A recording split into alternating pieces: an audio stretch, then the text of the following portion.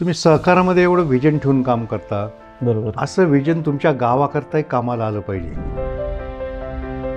रोज कोपरगाव शहरामध्ये ज्या काही घंटागाडी फिरतात त्या घंटागाड्यांबरोबर मी स्वतः फिरणार आहे. ऑन द स्पॉट लोकांच्या तक्रारी ऐकून घ्यायच्या, पाणीपुरवठा विभागाचे कर्मचारी त्या ठिकाणी बरोबर असतील, त्यांना ताबडतोब सूचना द्यायच्या, असं फील्डवर जाऊन काम करण्याचा माझा विचार आहे.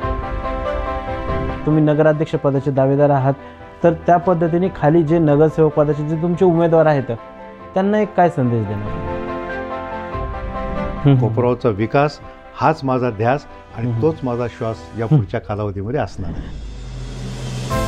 चौघांनी एकमतानं सांगितलं, काका तुमची उमेदवारी जाहीर झालेली आहे, आम्ही तुमच्या उमेदवाराला पाठिंबा देतो आहोत, आमची उमेदवारी आम्ही मागं घेत आहोत. कोल्हे तुमच्या विरोधामध्ये त्यांनी उमेदवार दिलेला आहे, तर मग आता या राजकीय संघर्षामध्ये तुम्ही विकासाचं विजन कसं घेऊन जाणार? मुर्शदपूर असेल, चासनळी असेल, दाऊच असेल, ही प्रभू रामचंद्रांवरून पडलेली नाव आहेत त्या गावाला. मग या प्रभू रामचंद्रांचं स्मारक कोपरगावात का होऊ नये? वैयक्तिक टीकेच्या भानगडीत पडू नका. बरोबर. काय असेल ते कामावर बोला, विकासावर बोला.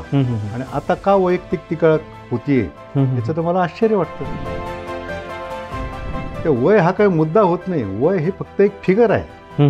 त्याच्यामुळे वयाच्या बाबतीत माझ्यासमोर आदरणीय शंकररावजी कोल्हे साहेबांचा आदर्श आहे, देशाचे नेते शरद पवार साहेबांचा आदर्श आहे. जरी थोडाफार थकवा आला आणि जनमानसामध्ये जेव्हा मी जातो त्यावेळेस हा थकवा सगळा माझा दूर होतो. जनता, नागरिक हे माझं टॉनिक आहे. समृद्धी महामार्ग ते कोपरगावच्या दरम्यान मोठ्या प्रमाणात बाजारपेठ आणि निवास व्यवस्था उपलब्ध करण्याचं सुद्धा माझं विजन आहे. माझी कॉम्पिटिशन बारामतीशी आहे. बारामतीशी म्हणजे बारामतीच्या नेतृत्वाशी नाही, विकासाशी, बारामतीच्या विकासाशी मला कॉम्पिटिशन करायची. आरक्षणाच्या वरून मराठा ओबीसी आधीच वाद सुरू आहे, तर मग कुठेतरी त्याचे पडसाद ह्या निवडणुकीमध्ये, या नगराध्यक्ष पदाच्या निवडणुकीमध्ये उमटताना दिसतील का? स्थानिक स्वराज्य संस्थांच्या निवडणुकांचे बिगुल वाजलेले आहेत आणि आता येत्या 2 डिसेंबर रोजी ह्या निवडणुका पार पडणार आहे. नगरपालिका, नगरपंचायतीच्या निवडणुकींची रणधुमाळी सुरू झाली असून आपण आज अहिल्यानगर जिल्ह्यातील कोपरगाव या ठिकाणी आलो आहोत. ह्या ठिकाणी महायुतीचे, राष्ट्रवादीचे, अजित पवार गटाचे आशुतोष काळे यांचे सहकारी व एक राजकारणातले सिनियर व्यक्तिमत्व ओमप्रकाश कोयटे उर्फ काका कोयटे यांच्याशी आज आपण संवाद साधणार आहोत. त्यांच्या राजकारणाचा प्रवास, तसंच या कोपरगावकरांसाठी त्यांचं नेमकं विकासाचं विजन काय असणार आहे, या सगळ्या गोष्टी जाणून घेण्यासाठी आज आपण काका कोयटे यांच्याकडे आलेलो आहोत. तर आपण त्यांच्याशी चर्चा करूयात. सर, सर्वप्रथम लेट्स अप मराठीमध्ये खूप खूप स्वागत आहे आपलं. आपण प्रदीर्घ काळापासून राजकारणापासून अलिप्त राहिला होतात. सहकार चळवळीमध्ये देखील आपलं मोठं योगदान आहे. एकंदरीत राजकारणामध्ये पुन्हा येण्याचा हा प्रवास किंवा हा निर्णय का घेतला? प्रवीणजी, तुम्ही म्हणता ते बरोबर आहे. मी गेले अनेक वर्ष राजकारणाच्या बाहेर होतो. याचं कारण मी सहकारी पतसंस्था चळवळीशी जोडलं गेलेलं आहे. कोपरगाव शहरात समता नागरी सहकारी पतसंस्था असेल की राज्यातील अग्रेसर अशा प्रकारची पतसंस्था समजली जाते. त्याबरोबर महाराष्ट्राच्या पतसंस्था फेडरेशनचा देखील मी गेले 17 वर्ष अध्यक्ष आहे. आंतरराष्ट्रीय पातळीवरच्या सहकारी पतसंस्था चळवळीशी सुद्धा मी जोडलो गेलेलो आहे. मग सहकारी पतसंस्था चळवळीत काम करीत असल्यामुळे मला थोडंसं गावाच्या राजकारणापासून दूर जावं लागलं. परंतु मला आता जाणवायला लागलं की ज्या ठिकाणी मी फिरतो त्या ठिकाणचे गावं बघतो, शहर बघतो, मग असं आपलं कोपरगाव का होऊ नये हा विचार वारंवार माझ्या मनामध्ये येत होता, पण तो प्रत्यक्ष उतरत नव्हता. परंतु या निवडणुकीच्या वेळे या तालुक्याचे विद्यमान आमदार आशुतोष दादा काळे यांनी मला आग्रह धरला की काका, तुम्ही सहकारी पतसंस्था चळवळीत काम करता, त्यामुळे पतसंस्था गावाकडच्या विकासाकरता काहीतरी करा. बरोबर. आणि ते जेव्हा मला अजितदादांकडे घेऊन गेले, दादांनी मला हेच सांगितलं, काका तुमचं सहकारी पतसंस्था चळवळीचं व्हिजन मी बघतो, बरोबर, तुमची चांगलं कल्पना तुमच्या असतात, तुमचं नेतृत्व कल्पक आहे, मग तुमचं जे काही व्हिजन आहे ते तुम्ही गावाकरता उपयोगात आणलं पाहिजे. अजितदादांनी मला सांगितलं की तुम्ही कोपरगावचं व्हिजन डॉक्युमेंट तयार करा आणि तुम्हाला ज्या ज्या गोष्टी त्याच्यात पाहिजे कोपरगावच्या विकासाकरता त्याचं तुम्ही प्रोजेक्ट रिपोर्ट तयार करा, त्याचं कॉस्टिंग माझ्याकडे आणा. तुम्ही आणल्याबरोबर त्या विकासाकरता पाहिजे तेवढा निधी मी कोपरगावसाठी देईल, पण तुम्ही कोपरगावच्या सुद्धा राजकारणामध्ये आलं पाहिजे. आणि मग मला कोपरगावविषयी प्रेम, जिव्हाळा, आपुलकी हा लहानपणापासून आहेच. बरोबर. माझा जन्म इथंच झालेला आहे, माझं कामं इथंच झालेले आहे, माझा व्यवसाय उद्यमही इथंच आहे.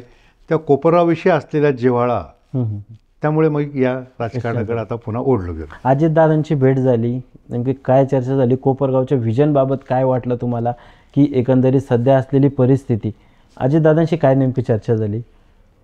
अजितदादांनी मला सांगितलं, तुम्ही सहकारामध्ये एवढं व्हिजन ठेवून काम करता, बरोबर, असं व्हिजन तुमच्या गावाकरताही कामाला आलं पाहिजे. तुमचं काय व्हिजन आहे म्हटले. मग मी दादांना सांगितलं, पहिल्यांदा कोपरगावचा पाणी प्रश्न सुटला पाहिजे. पूर्वी कोपरगावला 20 ते 25 दिवसांनी पाणी यायचं. अरे बाबा. आणि आशुतोष दादांनी प्रयत्न करून 5व्या तळ्याचं जे काही काम केलं, त्याच्या माध्यमातून ते आता 4 ते 5 दिवसावर आलेले. ते 4 ते 5 दिवसाचं पाणी आधी 2 दिवसावर आणायचं, मग 1 दिवसावर आणायचं, मग दररोज पाणी कोपरगावच्या नागरिकांना मिळालं पाहिजे, हे माझं पहिलं विजन आहे असं मी त्यांना सांगितलं. आणि नंतर सांगितलं की आशुतोष दादांच्या माध्यमातून कोपरगाव शहरातले रस्ते खरोखर चांगल्यापैकी झालेले आहेत. बरोबर. ते आणखी मोठ्या प्रमाणामध्ये व्हावे, ते एक विजन मी ठेवलेलं आहे. कोपरगावचं विरोधक जे काही उगाच टीका करतात, विनाकारण टीका करतात की कोपरगावमध्ये धूळ आहे. खरं तर आशुतोष दादांनी कोपरगावमधलं धूळ नष्ट केलेली आहे, धूळमुक्त केलेलं आहे. तरी सुद्धा राहिलेली जी काही धूळ असेल ती अत्याधुनिक तंत्रज्ञानाच्या सहाय्याने पूर्ण कोपरगावात धूळमुक्त करायचं. मोकाट जनावर जे काही कोपरगावात रस्तोरस्ते फिरतात, त्या जनावरांचा बंदोबस्त करायचा. कचऱ्याचे ढीग ज्या ठिकाणी पडलेले असतात, ते कचऱ्याचे ढीग दररोज साफ झाले पाहिजे, यासाठी फील्डवर जाऊन मला काम करायची इच्छा आहे. दररोज मी जे काही विचार ठेवलेले आहेत, बरोबर, रोज कोपरगाव शहरामध्ये ज्या काही घंटागाडी फिरतात, त्या घंटागाड्यांबरोबर मी स्वतः फिरणार आहे. कोपरगावचे सफाई कर्मचारी दररोज ज्या ज्या ठिकाणी सफाई करायला जातात, मी दररोज मॉर्निंग वॉकला जातो. तो बरोबर, 6 ते 7:30 माझं मॉर्निंग वॉक ठरलेलं असतं. ओके. माझ्या मनामध्ये आता आलेलं आहे, ते मॉर्निंग वॉक मी कोपरगाव शहराच्या प्रत्येक भागामध्ये जाऊन करणार आहे. आणि मॉर्निंग वॉक म्हणजे कचरा उचलण्याचं काम, साफसफाईचं काम जे नगरपालिकेचे कर्मचारी करतील, त्यांच्याबरोबर फिरून मी बघणार आहे. नक्कीच. म्हणजे कोपरगाव स्वच्छ होते की नाही, स्वच्छ होतं मैदानात स्वतः त्या ठिकाणी जाऊन करणार आहे मॉर्निंग वॉकच्या माध्यमातून. आणि त्या निमित्ताने नागरिकांशी संवाद, बरोबर, नागरिकांशी एक नाळ बी जोडलेली राहते. नागरिकांशी त्या निमित्ताने मी संवाद करणार आहे. त्या भागात गेलं, बरोबर, स्वच्छतेकडे देखरेख ठेवण्याबरोबर नागरिकही मला भेटतील, त्यांच्या समस्याही मांडतील. त्याचबरोबर कोपरगाव शहरामध्ये ज्या ज्या ठिकाणी ज्या ज्या वेळेस पाणी येतं, त्या पाणी येण्याच्या वेळेमध्ये मी स्वतः त्या भागामध्ये जाऊन ठाण मांडून बसणार आहे. मग पाणी येऊन गेल्यानंतर लोकांनी ऑफिसमध्ये येऊन तक्रारी करायच्या, त्यापेक्षा जागेवरच मी त्या ठिकाणी जर लोकांना ऑन द स्पॉट जे आहे, ऑन द स्पॉट, बरोबर, फील्ड वर्क करायचा माझा विचार आहे. ऑन द स्पॉट लोकांच्या तक्रारी ऐकून घ्यायच्या, पाणी पुरवठा विभागाचे कर्मचारी त्या ठिकाणी बरोबर असतील, त्यांना ताबडतोब सूचना द्यायच्या, असं फील्डवर जाऊन काम करण्याचा माझा विचार आहे. पण आज असं होतं की निवडणुका होऊन गेल्या, अनेक म्हणजे ठिकाणी झालेलं असं आहे की नगरसेवक निवडून येतात, मात्र नंतर त्या प्रभागाकडल्या समस्यांकडे, नागरिक समस्यांकडे लक्ष देत नाहीत. तर मग आता तुम्ही नगराध्यक्ष पदाचे दावेदार आहात, तर त्या पद्धतीने खाली जे नगरसेवक पदाचे जे तुमचे उमेदवार आहेत, त्यांना एक काय संदेश देणार? नाही, त्यांनासुद्धा खरं तर आशुतोष दादांनी एवढी चांगली या नगरसेवकांची रचना केलेली आहे की मी जरी ज्येष्ठ असलो तरी माझ्या जोडीला, माझ्या मदतीला सगळे तरुण नगरसेवक दिलेले आहेत. तरुण नेतृत्वाला माझ्या अनुभवाची जोड हे कदाचित आशुतोष दादांच्या मनामध्ये असावं. त्यामुळे या प्रत्येक नगरसेवकाला मी माझ्याबरोबर फिरवणार आहे. दिवस रात्र काम, काम आणि काम. माझा आत्ताचा जो स्वभाव आहे, मला काम करायला आवडतं, मला आराम हा अजिबात आवडत नाही. त्याच्या प्रत्येक नगरसेवकाला यापुढचं आपलं आयुष्य हे नगरपालिकेकरता, कोपरगाव शहराकरता समर्पित करायचं. कोपरगावचा विकास हाच माझा ध्यास आणि तोच माझा श्वास या पुढच्या कालावधीमध्ये असणार आहे. आपण बघितलं तर अनेक ठिकाणी महायुती असो किंवा स्वबळाचा असो, नगराध्यक्षाच्या पदाचं जर दावेदारीवरून अनेक ठिकाणी रस्सीखेच पाहायला मिळाली, नाराजी नाट्य देखील पाहायला मिळालं. अनेक युवा जे आहेत त्यांना अपेक्षा होती, मात्र आशुतोष दादांनी कुठंतरी अनुभवाची जोड पाहता तुमच्या खांद्यावरची जबाबदारी दिली. काय एकंदरीत मला अनुभव असा आला की राष्ट्रवादी काँग्रेसमध्ये नगराध्यक्षपदाकरता 4 इच्छुक उमेदवार होते. मी ऐकत होतो, परंतु माझी उमेदवारी ज्यावेळेस जाहीर झाली बरोबर. त्या सगळ्यांनी इतका एकमतानं खुल्या दिलानं मला पाठिंबा दिला. 1 मिनिटाचं सुद्धा मला त्यांची विनंती करावी लागली नाही. चौघांनी एकमतानं सांगितलं, काका तुमची उमेदवारी जाहीर झालेली आहे, आम्ही तुमच्या उमेदवाराला पाठिंबा देतो आहोत, आमची उमेदवारी आम्ही मागं घेत आहोत.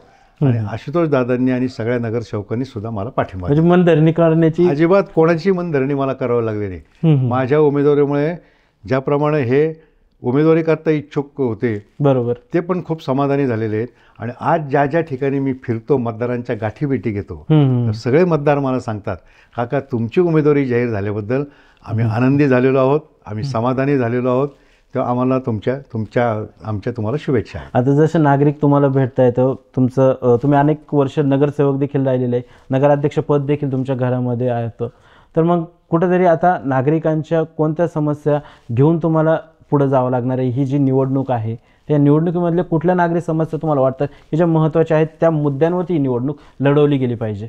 एक महत्त्वाची मला समस्या वाटते, पाणी 4 ते 5 दिवसाआड येतं, परंतु अनेक भागात स्वच्छ पाणी येत नाही. बरं. काही ठिकाणी गढूळ येतं, काही ठिकाणी घाण येतं. मग त्याच्याकरता आपल्याला काय करता येईल? बरोबर. अनेक ठिकाणी पाईपलाईन लिकेज झालेल्या असतात.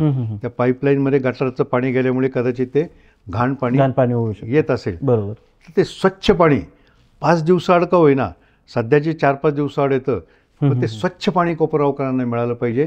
आणि नंतर मग 2 दिवसाआड, 1 दिवसाआड आणि दररोज हा टप्पा तर आपल्याला गाठायचाच आहे. बरोबर. आपण बघितलं तर कोपरगाव म्हटलं की काळे कोल्हे संघर्ष हे सगळ्यात प्रथम निदर्शनास येतं. तर मग आता ह्या ठिकाणी कोल्हे तुमच्या विरोधामध्ये त्यांनी उमेदवार दिलेला आहे, तर मग आता या राजकीय संघर्षामध्ये तुम्ही विकासाचं व्हिजन कसं घेऊन जाणार? नेमके कुठल्या अडचणी तुम्हाला सामोरं जावं लागेल? मी राजकारणापेक्षा सामाजिक काम करणारा माणूस आहे. गेले अनेक वर्ष जरी मी राजकारणापासून बाहेर राहिलेलो असलो तरी सामाजिक काम माझा हा ध्यास राहिलेला आहे. बरोबर. त्याच्यामुळे कोपरगावच्या विकासाकरता हे जे काही माझं व्हिजन आहे, मला अनेक जण सहकार चळवळीमध्ये कोणी आयडिया बँक म्हणतं, कोणी कल्पवृक्ष म्हणतं, या ज्या कल्पना माझ्या डोक्यामध्ये आहे, बरोबर, त्या कल्पनेच्या माध्यमातून मी कोपरगावमध्ये सामाजिक काम करीत आलेलो आहे. मी कोपरगावमध्ये अनेक धार्मिक देवदेवतांचे मंदिरं ज्याप्रमाणे केलेले आहेत, माझ्याच प्रभागामध्ये मी भगवान महादेवाचं मंदिर केलेलं आहे, विठ्ठल पांडुरंगाचं मंदिर केलेलं आहे, बरोबर, बजरंगबली मारुतीचं मंदिर केलेलं आहे, देवीचं मंदिर केलेलं आहे. याचा उद्देश एक की त्या मंदिरामुळे त्या भागामध्ये धार्मिक वातावरण निर्माण होतं आणि मंदिर असल्यामुळे त्या ठिकाणी अस्वच्छता होत नाही, तो परिसर स्वच्छ राहतो. अशा प्रकारचे मंदिरं मी गावात उभारणार आहे. आणि त्यातलं प्रमुख मंदिर जे एक माझ्या डोक्यात आहे, कोपरगाव ही प्रभू रामचंद्रांची पदस्पर्शानं पावन झालेली भूमी आहे. कोपरगाव तालुक्याच्या अनेक भागामध्ये प्रभू रामचंद्रांचे पदस्पर्श लागलेले आहेत. कोपरगाव तालुक्याच्या अनेक गावांची नावं सुद्धा प्रभू रामचंद्राच्या पदस्पर्शामुळे पडलेली आहेत. मुर्शदपूर असेल, चासनळे असेल, दाऊच असेल, ही प्रभू रामचंद्रांवरून पडलेली नावं आहेत त्या गावाला. मग या प्रभू रामचंद्रांचं स्मारक कोपरगावात का होऊ नये?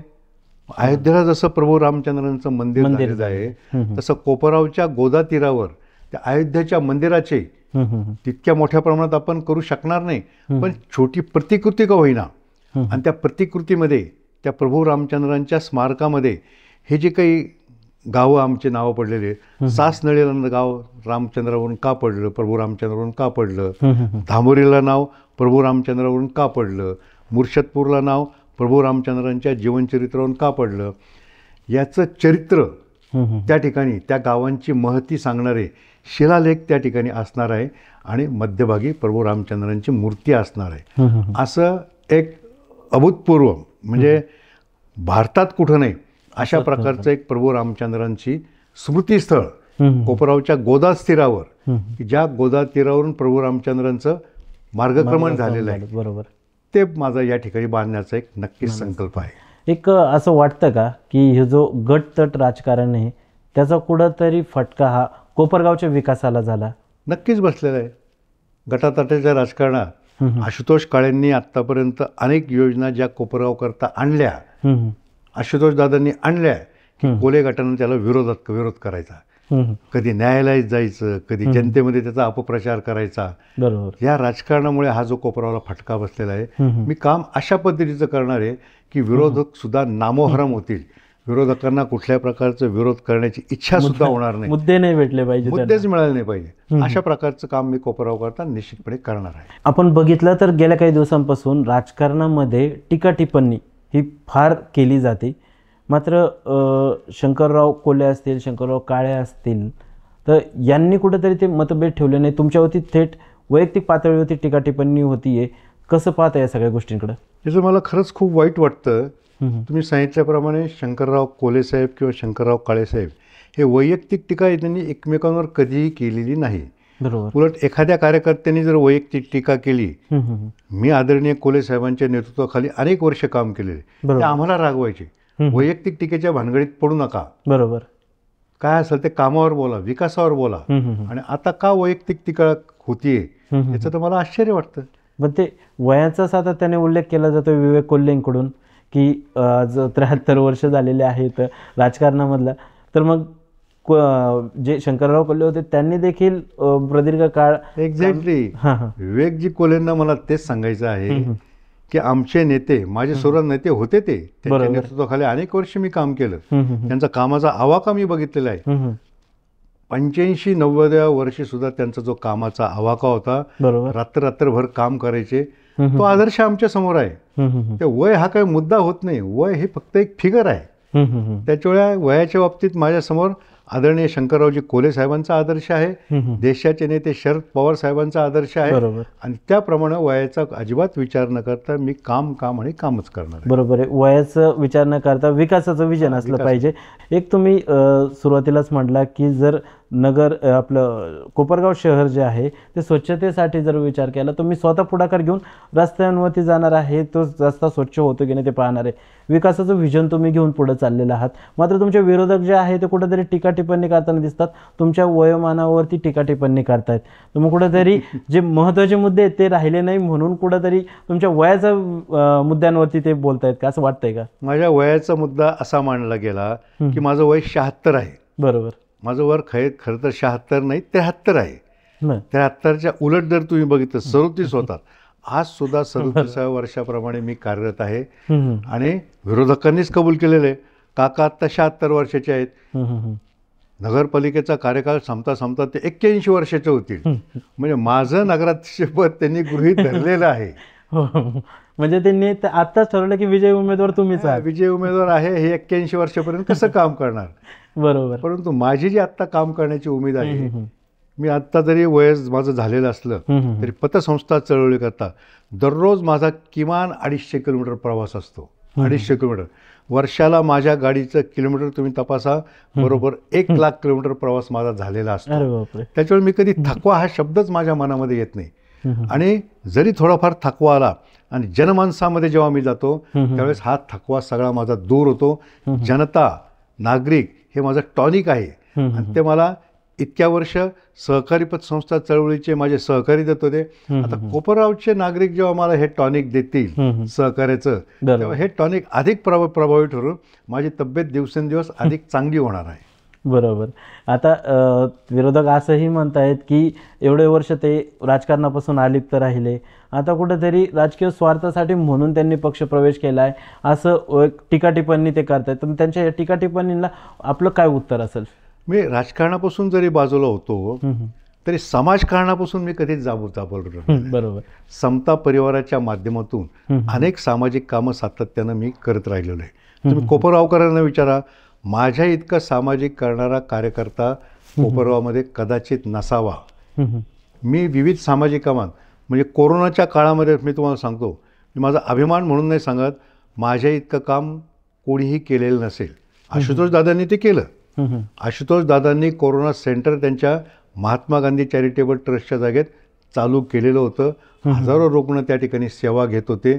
मी सुद्धा त्या ठिकाणी दररोज कोरोनाच्या कालावधीमध्ये 1000 नागरिकांना 3.5 महिने दररोज जेवणाचे डबे आमचे सगळे कार्यकर्ते असतील, समता परिवार असेल, घरपोच डबे आम्ही पोचवत होतो. एका जागी सगळ्यांनी यावं आणि जेवण करावं, त्याच्यामुळे कोरोना अधिक प्रभाव होईल त्याच्याऐवजी घरपोच डमी आम्ही जेवणाचे 1000 सातत्यानं 3.5 महिने करत होतो. आजही कोपराव शहरामध्ये निराधार, गोरगरीब, अपंग लोकांना 70 नागरिकांना माझे डबे जेवणाचे दररोज घरपोच जातात.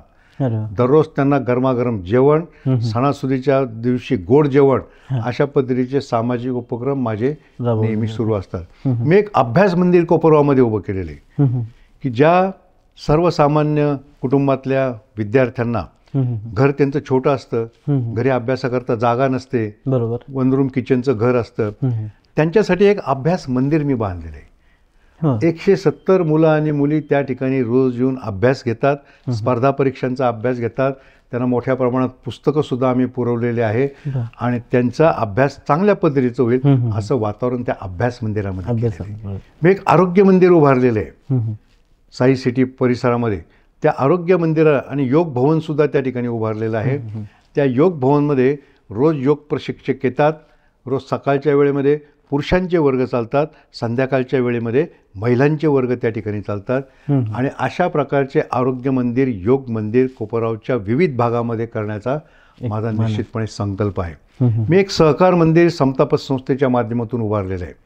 त्या ठिकाणी मी काही मशिनरी आणून ठेवलेल्या आहेत, छोट्या छोट्या अगरबत्ती तयार करण्याची मशीन, कापूर तयार करण्याची मशीन, मेणबत्त्या तयार करायची मशीन, समईच्या वाती तयार करायची मशीन, निरंजनीच्या वाती तयार करण्याची मशीन, धूप तयार करायची मशीन, अशा प्रकारचे उद्योग मंदिरं. त्याला मी नाव देणार आहे महिला रोजगार मंदिर. महिलांना रोजगार उपलब्ध व्हावा यासाठी अशा प्रकारचे रोजगार मंदिरं कोपराव शहराच्या विविध भागात, विशेषतः स्लम एरियामध्ये, स्लममधल्या महिलांना सुद्धा हाताला काम मिळालं पाहिजे. बरोबर. आणि योगायोगानं आजच तुमची मुलाखत झाल्यानंतर आशुतोष दादांनी गेले महिनाभर कोपरावच्या महिलांना शिवणकामाचं प्रशिक्षण देण्याचे वर्ग सुरू केलेले होते. त्याचा आज समारोप आहे. त्या ठिकाणी त्या महिलांना शिलाई मशीन आशुतोष दादा भेट देणार आहेत. मी त्या ठिकाणी सांगणार आहे की अशा शिलाई मशीनच्या माध्यमातून जे काही उत्पादनं महिला तयार करतील याला महाराष्ट्राची बाजारपेठ मी उपलब्ध करून देणार आहे. कोपरावची बाजारपेठ नाही. महिला कामं करतात, महिला उद्योग व्यवसाय करतात, पण त्यांना मार्केटिंगची व्यवस्था नसते. बरोबर. मग या महिलांना प्रशिक्षण आशुतोष दादा देतील. त्यांच्या उत्पादनाचं पॅकिंग कसं करावं, ब्रँडिंग कसं करावं, मार्केटिंग कसं करावं, त्याचं प्रशिक्षण मी द्यायचं ठरवलेलं आहे. बरोबर. आणि केवळ मार्केटिंगचं भाषण देणार नाही. महाराष्ट्रातल्या पतसंस्थांमध्ये माझा जो संपर्क आहे, प्रत्येक पतसंस्थेमध्ये कोपरावच्या महिलांनी तयार केलेले उत्पादन विकले गेले पाहिजेत, अशा प्रकारचा प्रयत्न मी. म्हणजे त्यांचा रोजगार पण उपलब्ध. त्यांना रोजगार. बघितलं की सगळेजण फक्त मुद्दे काय असतील जे रस्ते, पाणी, वीज याच्यावरती बोलले जातात. तुम्ही सहकार क्षेत्रामधून इथपर्यंत आलेला आहात. कुठेतरी विकासाचं व्हिजन आहे, रोजगाराच्या प्रश्नावर देखील बोललं गेलं पाहिजे, पण विरोधक त्या गोष्टींवरती बोलत नाहीत. विरोधक वैयक्तिक टीका करण्याच्या मागे लागतात. माझं आणखी एक व्हिजन असं आहे, अजितदादांच्या आणि आशुतोष दादांच्या मदतीने ते पूर्ण करण्याचा मी प्रयत्न केलेला आहे. समृद्धी महामार्ग जो आहे, बरोबर, हा महाराष्ट्रात सगळ्यात जवळ जर कोणत्या शहरापासून गेलेला असेल तर तो कोपरावपासून गेलेला आहे. बरोबर. केवळ 4 किलोमीटरवर समृद्धी महामार्ग आहे आणि समृद्धी महामार्गामुळे कोपरावून मुंबईला या पुढच्या कालावधीमध्ये 2.5 ते 3 तासात जाता येईल. त्याच्यामुळे मला एक कल्पना आली. मी जेव्हा मुंबईला जातो त्यावेळेस काही क्रॉफर्ड मार्केटच्या, मस्जिद बंदरच्या व्यापाऱ्यांशी मी चर्चा केली आणि त्यांना जेव्हा सांगितलं की समृद्धी महामार्गामुळे कोपराव आणि मुंबईचं अंतर हे 2.5-3 तासावर येणार आहे. त्यांनी मला सांगितलं की आम्ही रोज लोकलच्या प्रवासात धक्के खात 2.5-3 तासाचा लोकलचा प्रवास करीत आमच्या व्यवसायाच्या ठिकाणी येतो. याऐवजी आम्हाला ट्रान्सपोर्टची जर सोय उपलब्ध झाली, आम्हाला कोपरावला राहायला यावं आवडेल. माझ्या डोक्यामध्ये व्हिजन असं आहे, समृद्धी महामार्गापासून कोपरावच्या पुंतंबा चौफुलीपर्यंत जेऊरकुंभारी, कोकणठाण या परिसरामध्ये या मुंबईच्या व्यापाऱ्यांची जर निवासाची व्यवस्था आपण करू शकलो तर ते एक थोडंसं एक जुळं शहर म्हणा, बरोबर, किंवा एक छोटं शहर म्हणा, त्या ठिकाणी आपल्याला विकसित करता येईल. त्या ठिकाणी जे काही लोक राहायला येतील त्यांच्या माध्यमातून कोपरावचा व्यापार उदीमसुद्धा वाढेल. आणि त्या समृद्धी महामार्गाजवळ सोनेवाडीची MIDC झाली होत आहे. त्या MIDCमध्ये जे काही उद्योग व्यवसाय येतील त्यातले अधिकारी, कर्मचारी यांना सुद्धा निवास व्यवस्था त्या ठिकाणी गरजेची आहे, ती सुद्धा तिथं उपलब्ध होऊ शकेल. आणि हे सगळे लोक जे राहायला आलेले आहेत त्यांच्यामुळे कोपरावचा व्यापार उदीमसुद्धा वाढीस लागेल. तेव्हा समृद्धी महामार्ग ते कोपरावच्या दरम्यान मोठ्या प्रमाणात बाजारपेठ आणि निवास व्यवस्था उपलब्ध करण्याचं सुद्धा माझं विजन आहे. एक तुम्ही आज वय वर्ष 73 आहे, कोपरगाव तुम्ही जन्म मूळ गाव तुमचं इथं आहे, तुम्ही एवढ्या वर्षापासून कोपरगाव बघितलेलं आहे. आता जी निवडणूक लागली आहे त्या निवडणुकीमध्ये सर्व तरुण उमेदवार तुमच्या सोबत असणार आहेत. तर मग आता जो एवढ्या वर्षाचा प्रवास आहे कोपरगावचा, त्यानंतर मग तुम्ही ते उमेदवारांना जे तुमचे सहकारी राहणार आहेत त्यांना काय संदेश देणार की पुढं राजकारण कसं केलं जावं, म्हणजे विकासाच्या मुद्द्यावरती की विरोधकांच्या टीकाटिप्पणीवरती? नाही, मी त्यांना सांगणार आहे विरोधकांच्या टीकाटिप्पणीला तुम्ही अजिबात उत्तर द्यायच्या भानगडीत पडू नका. आपल्याला कोपरगावचा विकास आणि विकासच करायचा आहे. सर्वसामान्य माणसांमध्ये मिसळा, त्यांच्या समस्या जाणून घ्या. आणि मी कोपरगावच्या सर्वसामान्य माणसाशी लहानपणापासून जन्मापासून मी निगडीत आहे. कोपरगावच्या लोकांनी, कोपरगावच्या नागरिकांनी मला किराणा दुकानमध्ये, ज्याला पूर्वीच्या काळामध्ये म्हणतात छटाकातपावच्या पुड्या बांधणारा काका बघितलेला आहे. विविध व्यवसाय मी केलेले आहेत. किराणाच नव्हे, मी रस्त्यावर बसून फटाके विकलेले आहेत, मी रस्त्यावर बसून राख्या विकलेल्या आहेत, मी रस्त्यावर बसून गणपती विकलेले आहेत, मी रस्त्यावर स्टॉल टाकून लॉटरीचे तिकीट विकलेले आहेत. म्हणजे कोपरगावच्या सर्वसामान्य जनतेशी माझा प्रत्यक्ष संपर्क राहिलेला आहे.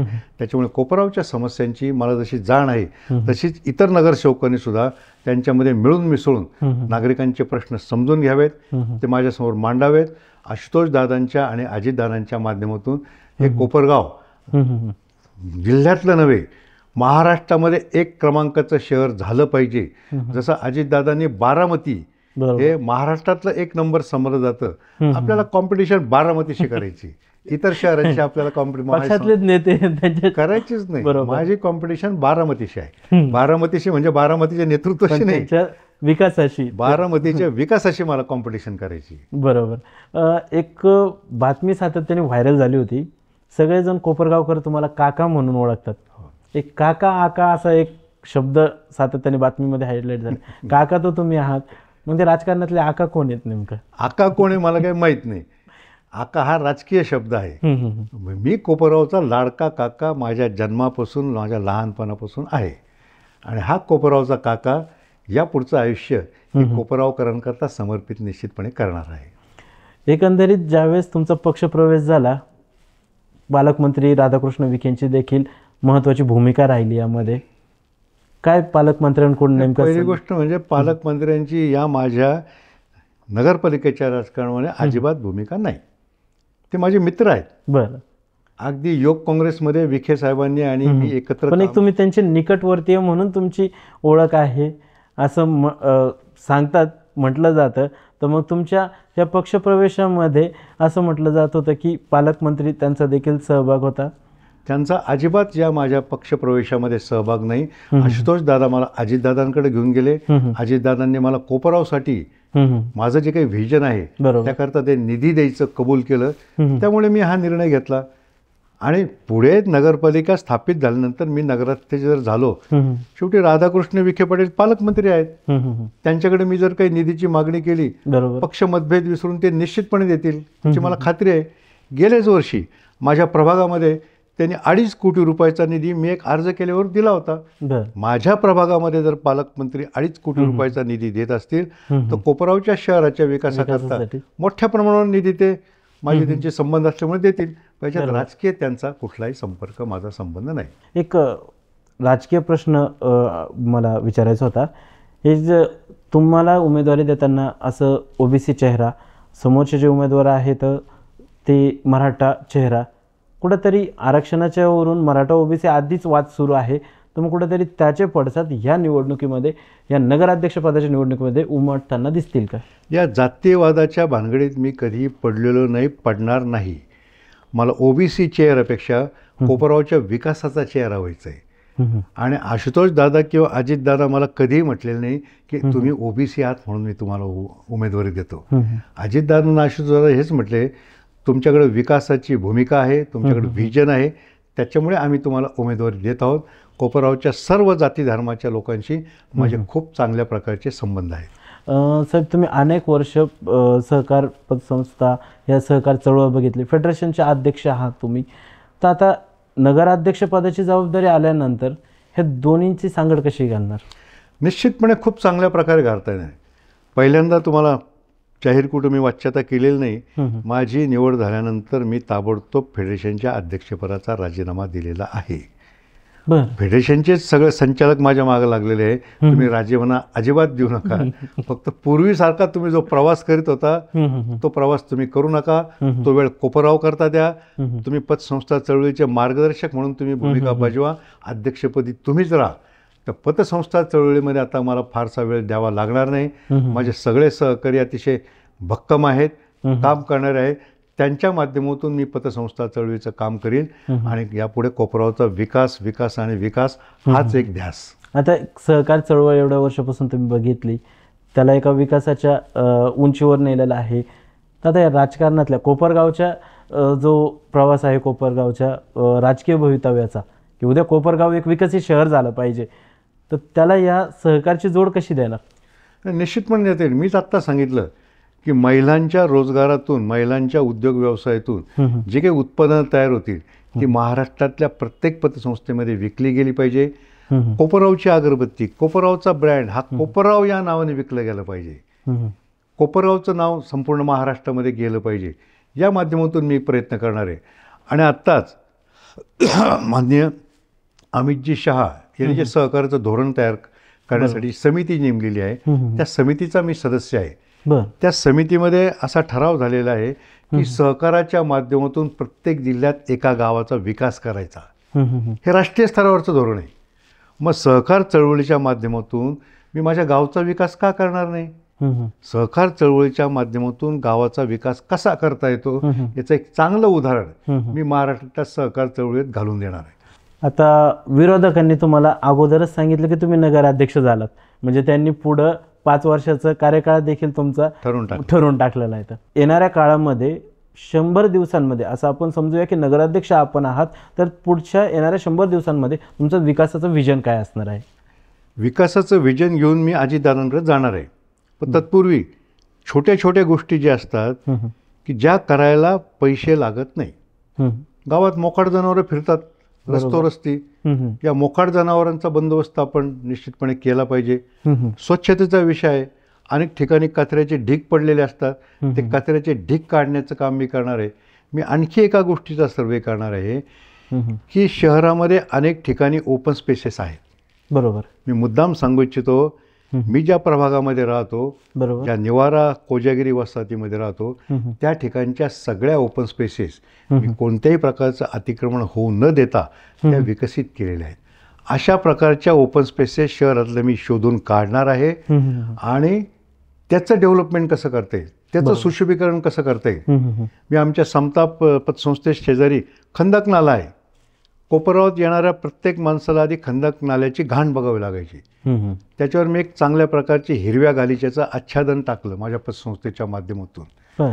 कोपरावचं सुशोभित झाला ना. पण अशा छोट्या छोट्या गोष्टी या शहरातल्या ओपन स्पेसेस, कोपरावातले अनेक उद्योगपती, अनेक व्यापारी, माझ्या संपर्कातल्या अनेक कंपन्या कोपरावच्या विकासासाठी CSR फंड द्यायला तयार आहे. बरोबर. त्यांच्यासमोर फक्त आपल्याला हे विजन डॉक्युमेंट चांगल्या पद्धतीनं प्रेझेंट करता आलं पाहिजे, मांडता आलं पाहिजे. आणि ती कला, प्रेझेंटेशन करण्याची कला माझ्यामध्ये निश्चितपणे आहे, ज्याची मला खात्री आहे. त्या यापुढे कोपरावातली एकही ओपन स्पेस त्याचं सुशोभीकरण न होता राहणार नाही. हे सुद्धा माझं पुढच्या 100 दिवसामध्ये काम असणार आहे. नक्कीच. कारण सहकार मधला जो अनुभव आहे, आणखी एक सांगू इच्छितो, ज्याप्रमाणे प्रभू श्रीरामचंद्रांचं स्मारक स्थळ कोपरावात व्हावं अशी माझी इच्छा आहे. बरोबर. तसं समाजातल्या अनेक महापुरुषांचे सुद्धा स्मारक कोपरावात राहिले पाहिजे. महात्मा ज्योतिबा फुले, सावित्रीबाई फुले यांचं स्मारक कोपरावात का असू नये? गेले अनेक वर्ष झाले आपण काम करतो आहे. तर हे महात्मा ज्योतिबा फुले, सावित्रीबाई फुले, आपल्या जिल्ह्याला अहिल्यानगर नाव दिलं गेलेलं आहे. अहिल्यानगरचं स्मारक कोपरावात अहिल्याबाईंचं का होऊ नये?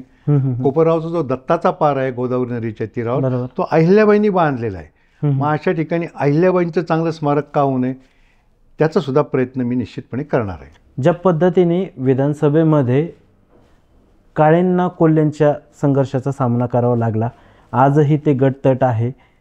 तर भविष्यात आता ज्यावेळेस नगराध्यक्षपदासाठी तुम्ही आहात, तो हा जो विरोधकांचा गट आहे तर ते आणि विकास हे सोबत घेऊन जाण्यासाठी एक तुमचा जो प्रदीर्घ अनुभव आहे राजकारणाचा त्याची सांगड कशी घालणार?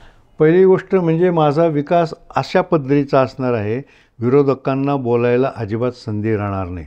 माझा विकास बघून मला खात्री आहे की सगळे विरोधक माझ्यावर नक्कीपणे येतील आणि मला गावाच्या विकासासाठी सहकार्य करतील. म्हणजे विरोधकांना सुद्धा सोबतच घेऊन विरोधकांना माझ्या विकासाच्या माध्यमातूनच मी उत्तर देणार आहे आणि मला खात्री आहे माझ्या विकासाचा वेग, माझं व्हिजन बघून सगळे विरोधकसुद्धा या माझ्या व्हिजनमध्ये, गावाच्या विकासामध्ये सहभागी होतील. एक शेवटचा प्रश्न फक्त की कोपरगावकरांना येणाऱ्या 2 डिसेंबर रोजी निवडणुकीसाठी मतदान प्रक्रिया पार पडणार आहे. 3 डिसेंबर रोजी निकाल आहे. तर एक तुम्ही कोपरगावकरांना एक विकासाचं व्हिजन घेऊन काय आव्हान करणार? कोपरगावकरांना मी आव्हान करेल की माझं जे व्हिजन आहे विकासाचं, याला आशुतोष दादांची साथ आहे, माजी आमदार अशोकदादा काळेंची साथ आहे, त्याचप्रमाणे अजितदादांची सुद्धा त्याला निश्चितपणे चांगल्या पद्धतीची साथ मिळणार आहे. हे कोपरगावचं स्वप्न, कोपरगावच्या नागरिकांच्या विकासाचं स्वप्न. अनेक वेळा कोपरगाव मला म्हणतात, श्रीरामपूरसारखं आपल्याकडं का होत नाही, संगमनेरसारखं आपल्याकडं का होत नाही, सिन्नरचं बस स्थानक झालं, संगमनेरचं बस स्थानक झालं, असं आपल्याकडचं बस स्थानक का होऊ शकलं नाही. मी त्यांना सांगणार आहे की माझी विकासाची कॉम्पिटिशन श्रीरामपूर, संगमनेर किंवा सिन्नरशी अजिबात नाही. माझा विकासाचा ध्यास कोपरगावला बारामती बनवण्याचा आहे आणि त्यासाठी कोपरगावकरांनी मला साथ द्यावी असं आवाहन मी सगळ्या कोपरगावकरांना करणार आहे. नक्कीच आपण बघितलं तर स्वतः मतदारसंघात उतरून नागरिकांच्या समस्या काय आहेत ते मी स्वतः जाणून घेणार, वयाचा कुठलाही विचार न करता, विरोधकांच्या टीकेला उत्तर न देता विकासाच्या माध्यमातून आम्ही उत्तर देऊ असं ठाम मत काका कोयटे यांनी सांगितलेलं आहे. काका, तुम्हाला पुन्हा एकदा लेट्सअप मराठीकडून खूप खूप शुभेच्छा. आपल्या राजकारणातल्या प्रवासाला देखील खूप खूप शुभेच्छा. लेट्सअपला देखील खूप खूप धन्यवाद. सोशल मीडियाच्या भाऊ गर्दीत विश्वासार्हतेने चकाकणारे नाव म्हणजे लेट्सअप मराठी. सगळ्यांना, सगळ्या नागरिकांना ती स्पीच, ती लेट्सअप वरील मुलाखती म्हणजे विचारांचा खजिना. त्यानंतरच्या निवडणुकीमध्ये मला सोडून गेले. बातम्या केवळ वस्तुस्थिती सांगणाऱ्या, न प्रोपगंडा, फक्त जनतेचा अजेंडा. क्योंकि आने वाला कल जाने वाला है, जाने वाला कल आने वाला है. राजकारण, मनोरंजन असो की क्रीडा क्षेत्र, महाराष्ट्राची स्पंदने संवेदनशीलतेने टिपणारे माध्यम म्हणजे लेट्सअप मराठी. जगासोबत एक पाऊल पुढे राहण्यासाठी लेट्सअपचे ॲप, सोशल मीडिया आणि वेबसाईट सोबत कनेक्टेड रहा.